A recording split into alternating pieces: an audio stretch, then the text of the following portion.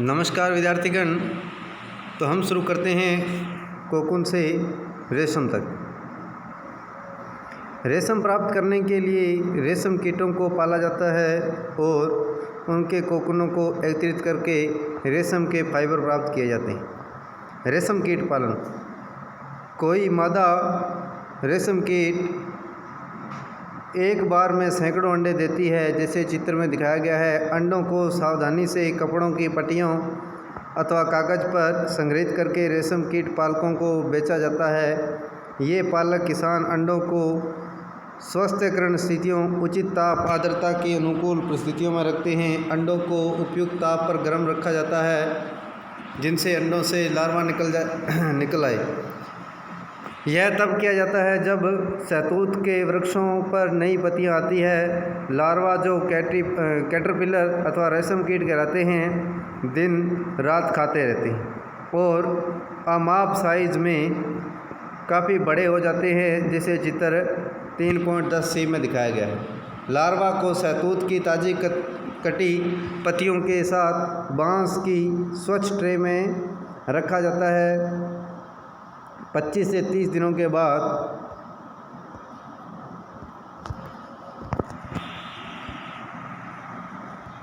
विद्यार्थियों, ये कुछ रेशम की खोज के बारे में लिखा है कि रेशम की खोज का यथार्थ समय संभव अज्ञात है। यह प्राचीन चीनी किंवदंती के अनुसार सम्राट हुआंगटी ने सम्राज्ञी सी लुंगची ने से अपने बगीचे में उगाने वाले शहतूत के वृक्षों की पत्तियों के क्षतिग्रस्त होने के कारण पता लगाने के लिए कहा था। सामग्री ने पाया कि सफ़ेद कृमि शहतूत की पत्तियों को खा रहे हैं। उन्होंने यह भी देखा कि कृमि अपने इर्द गिर्द चमकदार कोकून बुन लेती है। संयोग से एक कोकून उनके चाय के प्याले में गिर गया और कोकून में से नाजुक धागों का गुच्छा पृथक हो गया।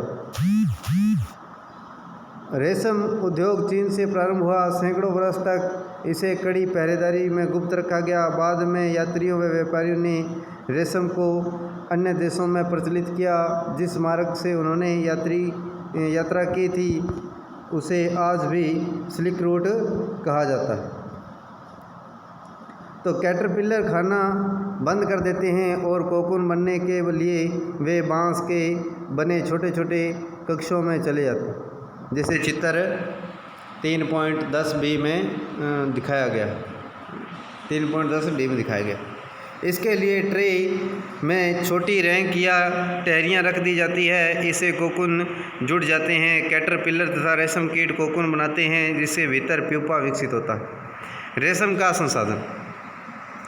रेशम फाइबर प्राप्त करने के लिए कोकूनों की बड़ी ढेरी का उपयोग किया जाता है। वयस्क कीट में व्यवस्थित होने से पहले ही कोकूनों को धूप में रखा जाता है और पानी में उबाला जाता है या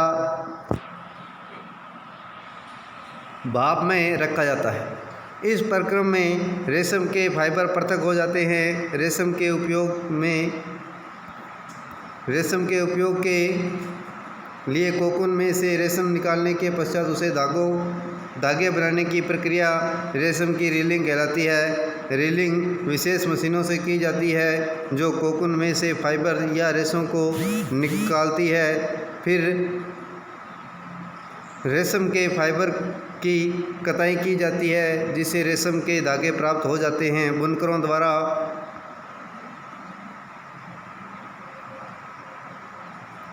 द्वारा रेशम के इन्हीं धागों से वस्त्र बुने जाते हैं। पहले जानना चाहती है कि क्या कपास के धागे और रेशम के धागे की कताई और बुनाई एक ही प्रकार से की जाती है? तो इसके बारे में हम पढ़ेंगे। तो बच्चों, हमारा जो लेसन है वो कंप्लीट हो गया है। अगले वीडियो में हम इसके जो प्रश्न उत्तर हैं वो करेंगे।